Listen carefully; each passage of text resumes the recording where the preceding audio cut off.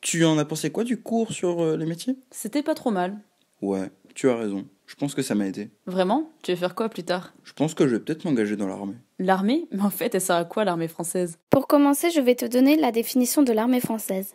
Elle constitue la puissance militaire de la République française, chargée de la défense de la population, du territoire et des intérêts nationaux. L'armée française est composée de militaires professionnels, de militaires réservistes et de civils.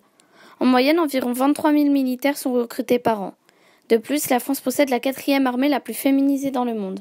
C'est le président de la République qui est le chef des armées, mais c'est le chef d'état-major qui est responsable de l'emploi des forces et qui assure le commandement des opérations militaires.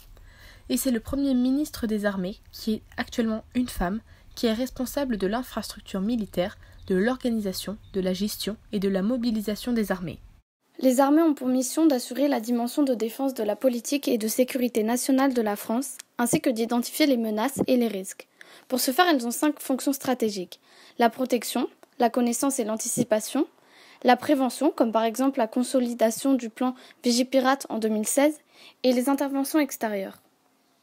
Les interventions extérieures, car du fait de sa grande puissance militaire et de sa collaboration avec de nombreuses organisations internationales, l'armée française est non seulement impliquée en France métropolitaine, dans les départements français d'outre-mer, mais elle est aussi très présente en Afrique, au Moyen-Orient et dans les Balkans pour les opérations de soutien et de rétablissement de la paix et du droit international sous mandat de l'ONU. 10 000 militaires sont en mission au quotidien au Liban, au Gabon ou encore au Mali. Elle a participé à 228 opérations extérieures entre 1962 et 2011.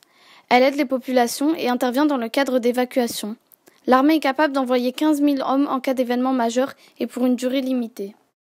L'armée est divisée en 3 corps, l'armée de terre, la marine nationale et l'armée de l'air. La marine nationale contribue principalement aux fonctions stratégiques de dissuasion nucléaire, de protection et d'interventions extérieures.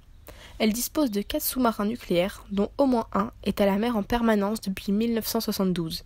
La marine est présente dans 3 principaux ports militaires en France, à Toulon, à Brest et à Cherbourg. La marine doit assurer la protection des côtes de la métropole et d'outre-mer, de la zone économique de la France, comme par exemple les plateformes pétrolières, ainsi que des routes par lesquelles elle effectue la protection des ressortissants français ou encore la lutte contre le trafic illicite. L'armée de terre contribue à la protection des Français contre l'ensemble des risques et des menaces, que ce soit à l'intérieur ou à l'extérieur du territoire. Elle doit pouvoir envoyer 15 000 hommes en cas d'événement majeur et pour une durée limitée. Et pour des crises régionales, il existe une force interarmée de réaction rapide avec 5 000 hommes en alerte constante. Quant à l'armée de l'air, elle est ce qu'on appelle la police du ciel. Elle a un système de surveillance de l'espace aérien national et une capacité d'intervention immédiate. C'est le corps d'armée le plus féminisé en France. Bien que l'armée soit majoritairement soutenue par sa population, elle émet cependant des doutes chez certains, remettant en cause son utilité et en pointant du doigt le budget qui lui est réservé. En effet, 30 milliards d'euros lui sont consacrés. Pour certains, ce budget est trop élevé comparé à son utilité qu'ils remettent en cause. Ah, donc c'est ça que c'est l'armée française. Bah, merci pour les infos. Pas de quoi, ça me fait plaisir. À demain.